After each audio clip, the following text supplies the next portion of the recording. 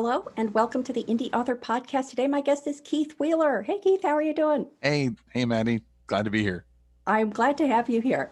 To give our listeners a little bit of background on you, Keith Wheeler is a multi-award winning author. His first work was published while he was a freshman in high school, and since then, Keith has self-published over 250 books in numerous genres and has helped others achieve their goals of becoming published authors. His philosophy is simple. Everyone from 7 to 107 has a book inside them waiting to come out, and I love to help them on their journey. So Absolutely.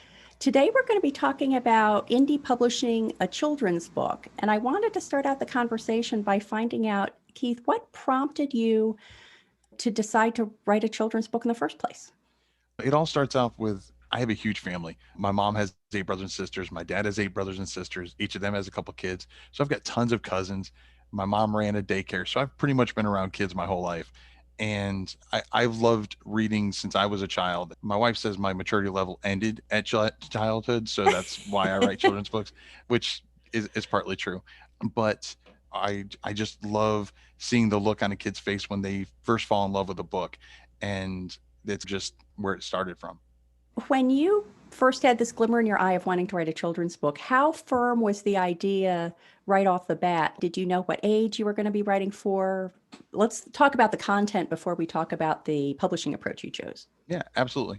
The first book I wrote, it actually started off as a bedtime story with my oldest daughter, who was 3 at the time. And I would always read her bedtime stories or just tell her bedtime stories off the top of my head. I would tell different stories. And then I got to this one where she just, tell me that story again, tell me that story again. And so that's where the idea of that particular story came about. It wasn't until years later when I actually went to publish it where I was like, okay, who's the audience, and start, solidifying that. And obviously trying to sell a book that's just for 3-year-olds is going to be a lot harder than broadening it out to 3 to 6-year-olds, which is what I ended up doing.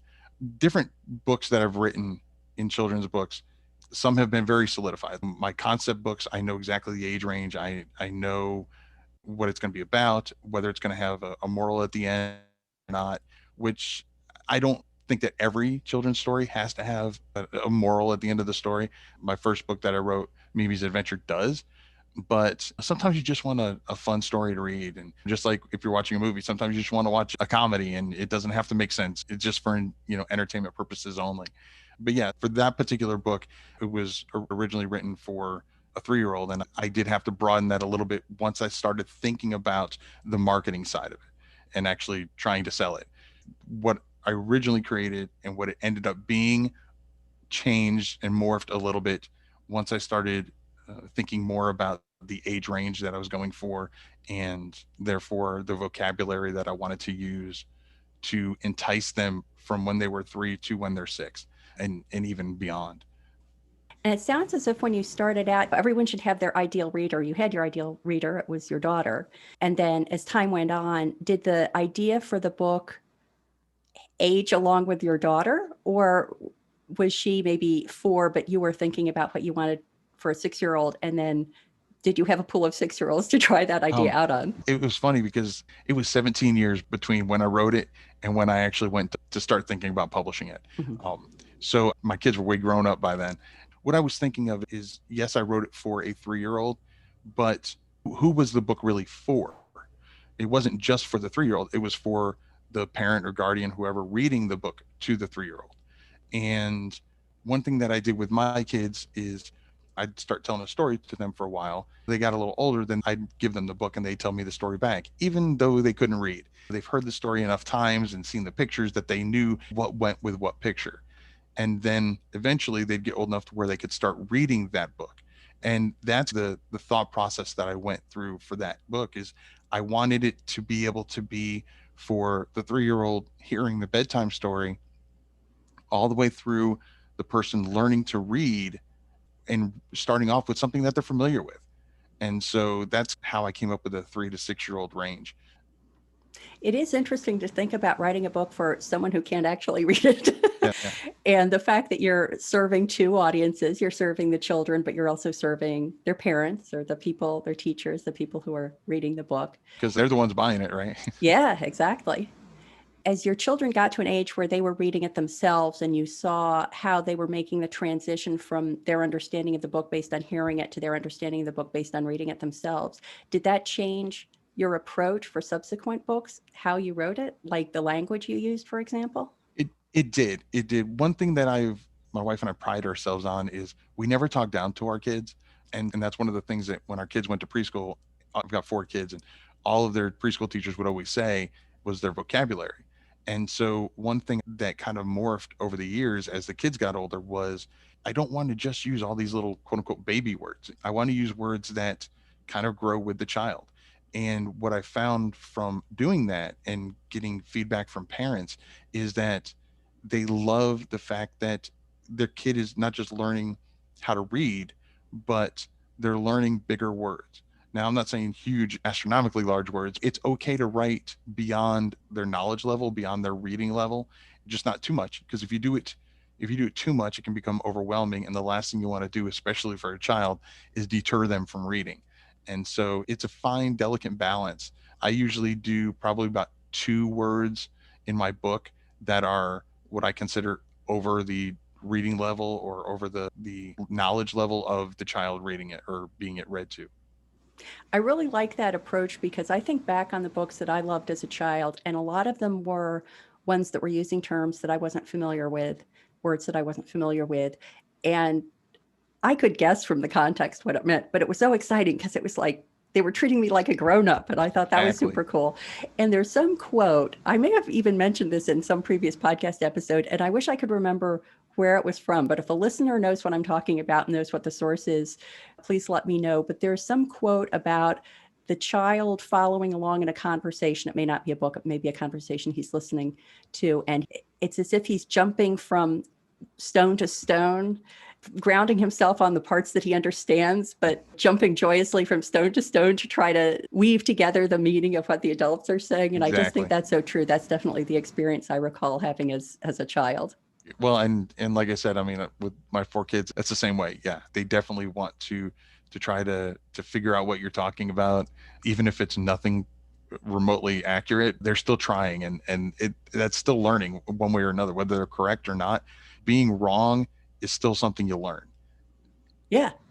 And it's interesting to go back to those books as an adult and say, oh, that's what it really meant, and realize that you had spent decades thinking that the book was about something totally different because of some interpretation. And besides books, even in movies for kids, Disney movies, one of my kids' favorite movies was Aladdin, the original. And one of the things I remember when my cousin was little and I was babysitting him at the very beginning, one of the characters says the word purpose. And he asked me, he's like, what is a purpose? And I had explained to him. So even in movies that are made for children, they do the same thing. They use words that are slightly above the knowledge level of that child because they're still learning. And this may not be so true if you're writing books for 6 and under, maybe by 6, but a lot of those movies have sort of secret messages for the parents so the parents can giggle at things that is clearly never going to make sense to the kids for another couple of decades. And that's a tricky balance too, because you want to put some things in there that's going to make the reading experience pleasant for the adult, but not burden it too much for the target audience, which is the child. Right. No, absolutely. Because yeah, the child might be the one being like, I want that book again. I want to hear that book again. But if the parent doesn't enjoy reading it, they will quickly deter them and pick something else out. So it's a delicate balance. And there are plenty of movies that I go back and I watch again and I'm like, oh, I didn't even catch that. And even in that particular book, and I'm glad you brought that up because it was something that I had done in the illustrations intentionally, not so much for the parent, but just in general for both, is one of the key characters in my book is a red balloon. And before the balloon comes up in the actual story, I had it hidden in different areas throughout the pages that went before it. And so what happens is when they read it back the second time, now they're seeing the balloon that they didn't even recognize before, didn't even notice. Yeah. So yeah, little things like that can go a long way to make a book readable and not just read it one time and put it away, but something that they continue to go back to. I have one more question about the textual content, and then I wanted to move on to the illustrations. And that is that as someone who really has almost no interaction with children, I don't have the huge family you have, and my interactions with kids are pretty limited. And so when I think of children's books, I'm thinking of the books I loved as a child and the experiences I loved as a child. And I can imagine someday having an idea that I would want to capture as a children's book. But I would strictly be writing it for myself, and I would have no idea what the appropriate age range was. I wouldn't be writing it for target age range. I'd just be writing it and then retrospectively going to someone who knows kids and say, what age child do you think would enjoy this? Is that at all a viable approach, Oh, or describe what the absolutely. pitfalls of that approach might be? No, absolutely. It's definitely a viable option. The one thing about children's books that a lot of people, they just say the word children's books. Majority of the time they're thinking of picture books, but children's book is technically everything from 0 to 17. So a young adult novel is technically a children's book. Concept books, which are for like 0 to 2 year olds, those are still children's books. So yeah, that's definitely a viable option to just write it and then figure out who your target audience is later. And it depends, you, knowing that you're going to may have to go back and make some tweaks and changes, because one thing that you really want to keep in mind is once you know who your target audience is, especially if you're going to write a book about a female character, that almost always is going to make your target audience females. People want to be able to relate to the main character. And so if your main character is a female, then it's going to be harder for a boy to relate to it than a girl. Those little nuances, as you're writing it, will automatically be decided. If it gets older, as you get closer to the young adult novels, then yeah, it's easier to steer away from that. But in general, the gender interested in it is going to be based on whoever your main character is, what gender they are.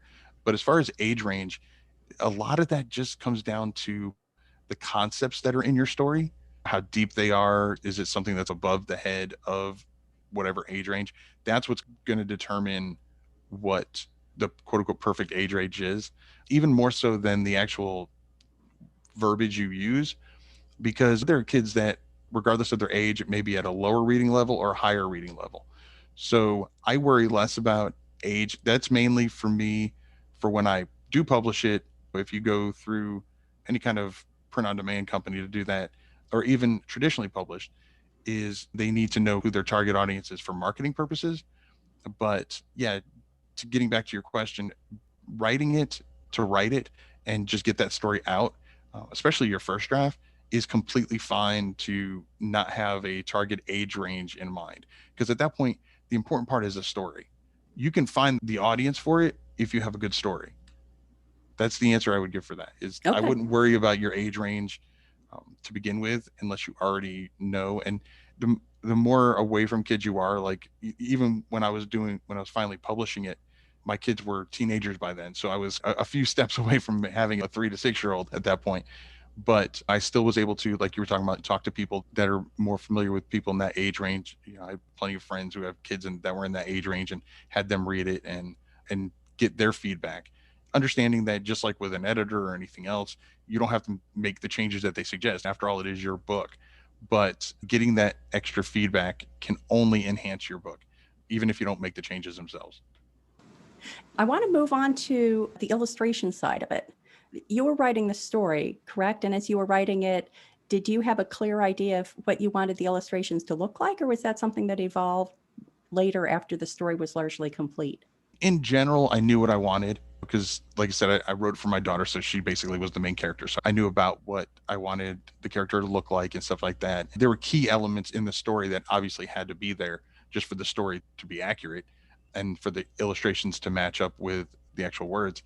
But other than that, and again, you're talking, it was 17 years between the two. I was able to bend a little bit on some of the things, and I always believe in giving an illustrator at least some leeway and some freedom to do what they do best. What you do best is right, so that's what you should do. Let them do the illustrations because that's what you're hiring them for.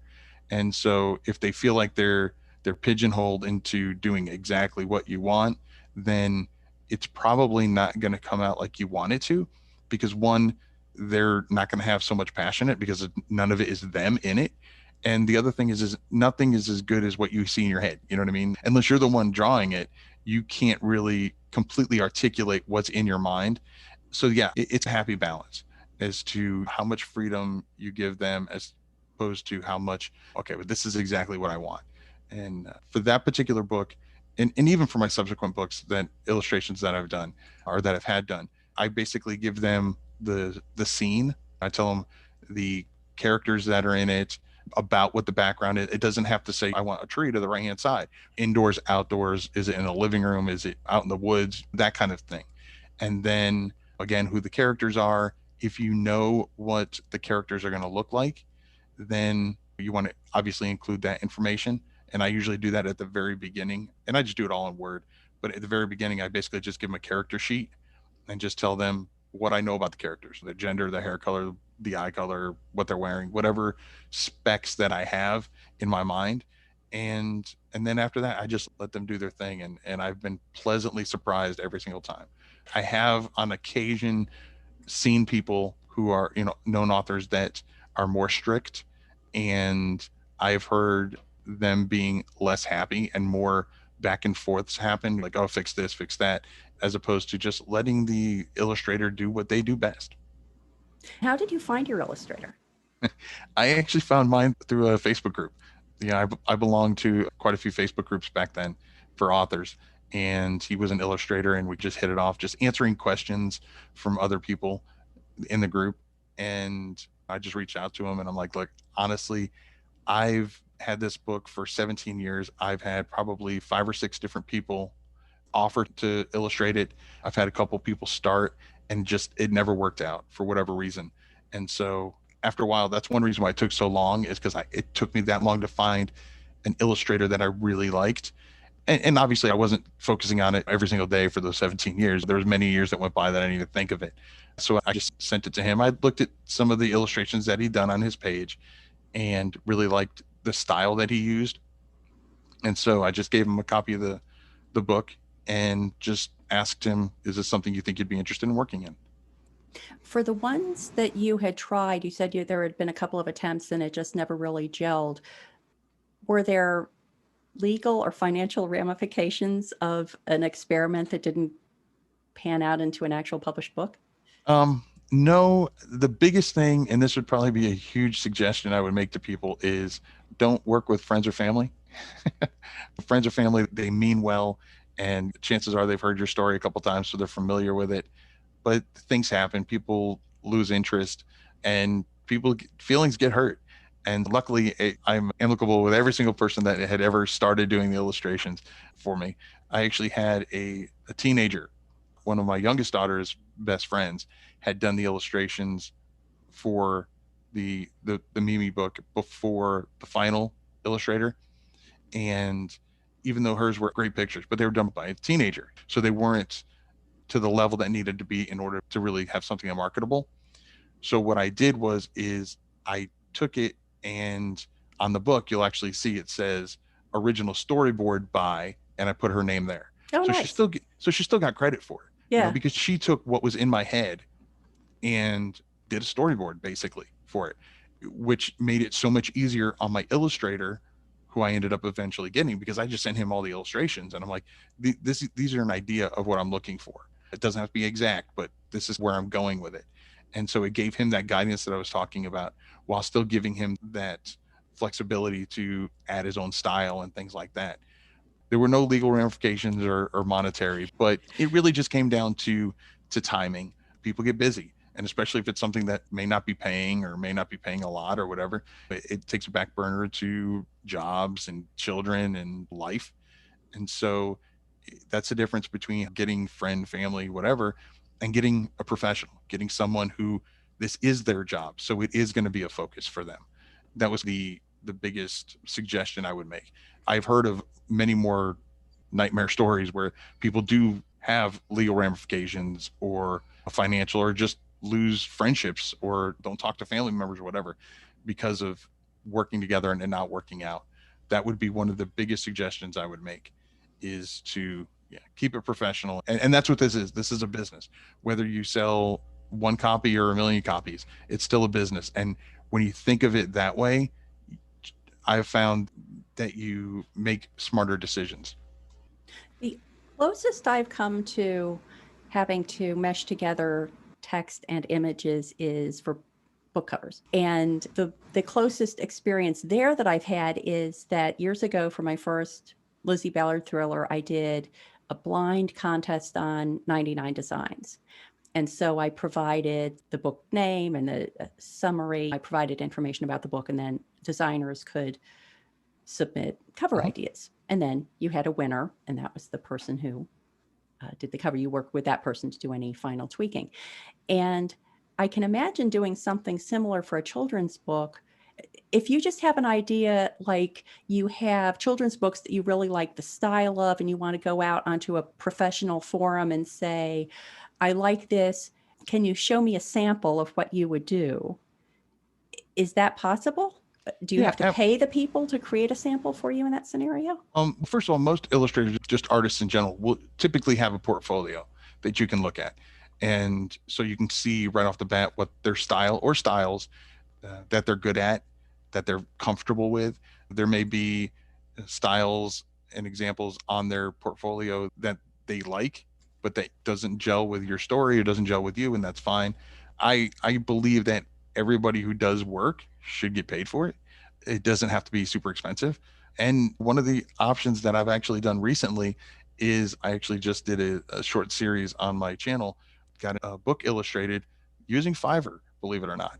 And so I basically did what you were talking about, which is I did some research and I 4 or 5 different people, and I reached out to them and I gave them the exact same specs and just asked them all to give me a sample page of this. And that way I was able to compare apples to apples. Mm-hmm. And yeah, I paid them. They each had, different prices, everything from I think $20 up to one person charged 100 for one page. It all depends on how complex the image is, how experienced the illustrator is. You can usually get someone who's not necessarily just starting out as an illustrator, but maybe just starting out as selling it, that they'll usually be willing to give you more of a discount because they just want to build up their portfolio, especially if they know that your name is going to be as an illustrator on this children's book. That can be enough to really bring down a price on a book or on the illustrations that they're doing. Is there anything that writers should watch out for in terms of legal rights to the material? So let's say the book takes off and now you want to start offering merchandise. You want to have a onesie with the character on it or a backpack or whatever. What do people have to look out for so that they have full rights to use the illustrations in that way, and that they're either getting all the proceeds or they're dividing the proceeds with the illustrator, Right. whatever they want to do there? I'm not a lawyer, don't even play one on TV, but I definitely suggest that there's plenty of resources online where you can get legal documents and stuff like that. But the most important thing that you're looking for when it comes to illustrations is complete commercial rights. And that basically just means that you're getting the full rights to those illustrations for commercial use, for selling. It's just big fancy word for selling. So that's the big thing, is you want to make sure that you have commercial rights to those illustrations.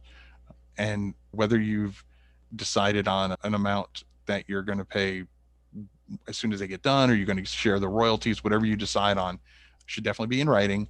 And it should be clear that regardless, that you have commercial rights for those illustrations for your book.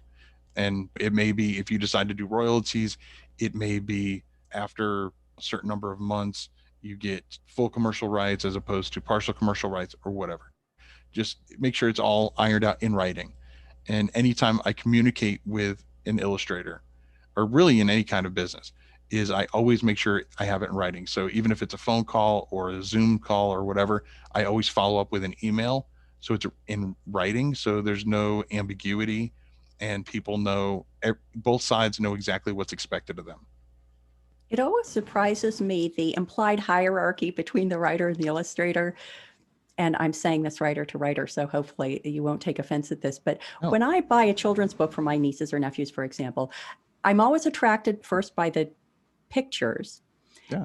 And then I usually page through it just to make sure the story's decent. But it's the pictures that are selling me. And I'm always surprised that children's books are almost always, it's written by is in the big marquee letters, and then illustrated by is in the little subtitle letters. I agree. I understand exactly what you're talking about, how there's this almost like this employee employer kind of Right. relationship. And Yep. it's not that, it's collaborative. Okay. You can do a picture book without any words, you know what I mean? And still get a story across, just like you can write a story without illustration. So you need each other in order to make the right book. In all my books that have an illustrator, it's the same font, it's the same font size, Oh, good. because it's important to me. Yeah. Now, I have no scientific, rationale behind this, but what just comes to mind is the reason why the author's name would be first is because um, you usually follow an author. If you like one of Keith Wheeler's books, you might like another one, as opposed to you following an illustrator. A lot of times it's just a one-off. Very seldom do you have an illustrator, unless it's a series, working with the author multiple times. It's just they're working on two completely things, and neither one really can wait on the other one. If the timing matches perfectly, then that's great, but many times it doesn't. But yeah, I agree, they're complete equals because you can't have one without the other. How many illustrators have you worked with for your own books, not the books you're helping other people publish? I've worked with probably five or Okay. six illustrators. I do have a series that I did, and it's a series of concept books, and I actually did those illustrations myself. Once I started the YouTube channel, I wanted to prove that the story that's in the book is how important it is. And if you have an original concept, because the thing about any kind of book is, in order to make it marketable, it needs to be something that's familiar enough in the genre where people are interested in it, but it's unique enough to where it doesn't just blend in with everybody else. And it's that happy balance. And so what I wanted to prove was that you can take a concept, and as long as it was sound and it worked, even with using free illustrations. I actually went to pixabay.com, which is just a free stock image site. And all of the illustrations that are in there, in all four books, all came from a free site. And then I made the cover, I did all the interior and everything else. So the entire book from beginning to end was completely free. And yet the first book in the series just won the 2020 Pinnacle Award for Oh, no kidding. children's educational book. Oh, that's great. I mean, Congratulations. thank you. It's in pediatricians' offices. I've had librarians, teachers, and everybody else all love it. And I didn't use an illustrator. All the images were completely free. So it's possible regardless of your budget. That's a great transition to the last topic I wanted to talk about, which was the actual production. I think most of the people who are going to be listening to this podcast are going to be familiar with the production process for ebooks, uploading it to platforms Right. for ebooks or print or hardcover or print on Mhm. demand and all those. Can you talk through a little bit about what the production process was, both for the book that you just described, where you did it all yourself, and a book where you worked with an illustrator? Yeah. Obviously, the first thing you want to do is you get the actual text down, and you can still be tweaking that as the illustrator's doing their part. And that's what I try to do. Once I know what the scenes are going to look like, and I have most of the verbiage down, then I'll give to the illustrator, because usually there's going to be some time delay in order to get you the illustrations that you really need. And so I try to make it as efficient process as possible. And while I'm tweaking some of the verbiage and I'm letting some beta readers maybe read the initial verbiage, that I've got the illustrator doing their part. Uploading it, whether it's an ebook or a paperback, it's all pretty much the same, the process. I put everything together in PowerPoint. Just it was solely on familiarity. There are other softwares that I'm looking at right now. I know Adobe InDesign is really big, and that's kind of like the industry standard. But especially when I first started out, I didn't have the funds for Adobe Illustrator. And then with the channel, I'm teaching other people about it. Is I wanted to make it as low barrier of entry as possible, because I know how easy it is to get deterred from doing something. And so it's no, just get it done. And so the actual upload process is pretty much the same, whether it's an ebook or a paperback. If you're doing it in PowerPoint, you set the dimensions of the slide, with air Right. quotes, Right. to the dimensions that you want the book to be, and then each slide is a page in the book. Is that correct? And then That's you correct. export it as a PDF, I imagine? As a Okay. PDF. The biggest difference is, and this is one of the biggest questions I get when it comes to picture books, is bleed versus no bleed. No bleed means there's going to be basically a white border around the outside. And so if you have a book that's 8.5 by 8.5, which most of my books are, then your interior is going to be 8.5 by 8.5. Whereas if you are doing with bleed, that means you want your illustrations to go all the way to the edges, which is what most people think of when they think of a picture book. The illustrations cover the whole book. And then what you have to do is you actually have to add a certain, what's called a bleed, certain extra on the outside and then the top and the bottom. So that way, when the printer is creating your book and they're cutting it, if they don't cut it exactly the size that needs to be, then there's not going to be a white area. It'll still be there. So those are the sizes that you would have to do within PowerPoint. So keep that in mind when you're creating the interior. Is, do I want these illustrations to go all the way to the edge? Because if I do, then if I'm working with KDP, I need to add 0.125 inches to the outside, to the top, and to the bottom in order to not get kicked back from uploading it. I guess that another thing to check in advance would be to check all the standard trim sizes of all the platforms you want to go to, because my husband has a photography book and he had designed it to certain dimensions and then realized that those dimensions could only be printed by a custom printer, which Yeah. I think in general people want to steer away from because it's ridiculously expensive. Whereas if you're working within the standard trim sizes that KDP or Ingram Spark offers, then you're set up to do inexpensive print on demand. Does that play out for children's books as well? Yeah, absolutely. And especially since picture books are in color, which means they're already going to be more expensive. The other thing to keep in mind is not only if you have to get a custom printer, it's going to be more expensive, but also if you're doing print on demand, that's one of the great things about it is you don't have to buy 500 books or whatever. It's all done when people purchase it. If you don't pick a standard size, then for example, if you go to KDP and you pick one of the non-standard sizes, then it may not be able to be published if you go to expanded distribution because it's not standard. KDP may have the ability to print this size, but lulu.com may not, or Barnes and Noble may not, and places like that. So it enhances your marketability and your ability to be more widespread if you pick one of the standard sizes. When you sell a paperback print copy of your book, can you give a sense of what the profit margin is there? Yeah, the first thing that I always do when it comes to any kind of book is when it comes to deciding on the price is I go into that particular niche, that particular genre, and I look at the top 10 or 20 books that are selling, and that's important. And I look and see what their prices are because I want to be competitive, just like with any business. I don't want to lowball it. I don't want to be super low, but I also don't want to be astronomically higher than everybody else, especially if it's my first or second. If I don't already have a following, chances are they're not going to spend $12 on a book when everybody else in that same niche is selling it for $8.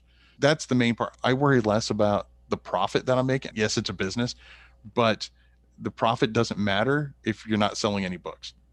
So it's a happy balance, just like with any business. My books typically sell for $9.99. Children's books in general are usually 24 to 32 pages. And if you sell it at $9.99, you're usually making a couple bucks royalty off each particular book sold, paperback. And so that's a price range that I go with is usually about the $9.99 mark. I do have one book that's an exception, but it's also not self-published. It's traditionally published. So Do you have your books in hardcover? I have one of my picture books in hardcover. The reason why I didn't do the other ones is simply because, in general, people don't like to spend that kind of money on a children's book because a lot of times it's going to be read once or twice and that's it. And so it's a lot, again, it goes back to the whole being more expensive. Now, I do think that you should offer, especially if you're doing print on demand, if it's not going to cost you anything to go with Ingram and do the hardcover, I know Ingram charges, or go with lulu.com and Lulu, you can do hardcovers for no cost. No You know, cost in the sense that they're making their money based on a percentage of the sales, not a upfront charge. Is that correct? right, exactly. Unless you purchase your ISBN. As far as you're using their ISBN, so there's no upfront cost for doing business with them and for creating a hardcover. Everybody likes to read their books differently, whether it's a picture book or an adult book. So all of my books are available in ebook, paperback. Like I said, one or two is available in hardcover, and then most of them are available on audio as well. Oh, really? I was going to say audio is a joke. No, How does audio work for your books? that's one of the many misconceptions, is that you cannot take a picture book and turn it into an audiobook. It's a picture book. It's all about the pictures. But if you're creative about it, you can, because you got to remember, they're still pictures. You're reading these books to kids. The pictures are in their head, their imagination. That's what they have. As we get older, we have a tendency to forget about the imagination and stuff like that, but kids don't. And by having a great narrator, by having them put in different sound effects and things like that, like just hearing crickets and owls hooting in the background, you already know probably in the woods. It's probably nighttime because the owls are out, without seeing anything. As you were talking, I realized the other kind of obvious thing about audiobooks is the parents could get the picture book in ebook or print and the audiobook. And if mom and dad are busy on a Zoom meeting, Junior wants to hear a story, then they can have the audio version read it to them while they're looking at the pictures. Especially on car rides. Yeah, Yeah. exactly. That's very interesting. So how long is the audiobook for one of your Well, books? that's the thing, is obviously for a picture book is not going to be that long. Most of my books range between 3 and 5 minutes. Mm-hmm. Because of that, they're usually only $4 to buy the audiobook, and the royalties obviously are going to be lower, but you can get more uploads. And the other thing is, because so many people think about, like I said, that picture books can't be in an audiobook, the competition is so much lower on audiobook for picture books than it is for an ebook or paperback. When I first published an audiobook for my picture book, I think on Audible there was, in that particular age range, there was probably less than 50 books in competition. That was my first one. You got a much better chance of getting seen if you're one in 50. One of my other books I did, it was less than 25. Are you selling on ACX or on Findaway? My children's books are available through ACX, because when I started out, I wanted to minimize my expenses as much as possible. So I did do the royalty shares. So when you do the royalty share, you're stuck with a 50-50 split for 7 years. So they're on ACX, but they're, so through ACX, they're on Amazon, Audible, which is big, and iTunes. Yep. And then I do have other books that are available through Findaway Voices. It seems like another possibility for that kind of scenario is to have a platform where authors can sell direct to consumers like PayHip. I use PayHip for my own books, so people can download my ebooks from PayHip, and I get a much bigger percentage Oh, absolutely. than if they're buying through Amazon or Barnes and Noble or one of the other platforms. Especially if you were reading it yourself. I mean, you have a very pleasant voice, and I think people would enjoy hearing you read the stories, and you could put that up basically for free and be getting a larger percentage of the cut. And I think then the challenge is just leading people to PayHip, having a platform where you can Right. let people know that that's available and that, yes, this is a reputable site. And yes, I'm authorizing the sale. Yeah. But that's something else people could consider. Absolutely. Like anytime you sell anything from your website, you're going to get a higher royalty than if you sell it off a third party, because Yep. you don't have to pay the third party. So, yeah, whether it's your ebook or your paperback, anything, if you can get them to a site, your website, whatever, then yeah, it's going to be a lot more lucrative for you. But going back to what you're saying about the audio, you can even do video. One of the things that I do for my newsletter for my children's books, if they sign up for the newsletter, I have specific videos solely for those people. And it's just me telling them a little bit more about the story, telling them a little bit about the characters. And some people love that, but you can basically be doing almost a book trailer, if you will, of you reading the story to them, but in video form as well. You could even post that on a YouTube channel along with a link to something like Buy Me a Coffee, so that obviously a lot of people would be listening for free, but every once in a while you get somebody who likes it enough or is thoughtful enough to buy you a coffee, or there are other services like that. Well, this has been so helpful, Keith. Thank you so much. Why don't you tell the listeners where they can go to find out more about you, your books, and your other work online? Absolutely. The biggest places you can go is to my YouTube channel, which is Keith Wheeler Books. I also have a website, kwheelerbooks.com, and you can check out my books there. Obviously, they're on Amazon, and you can just search Keith Wheeler and find me there. But YouTube is where I'm at the most. It's where I do most of my social media, if you will. That's great. Thank you so much. This has been so helpful. Glad to be here.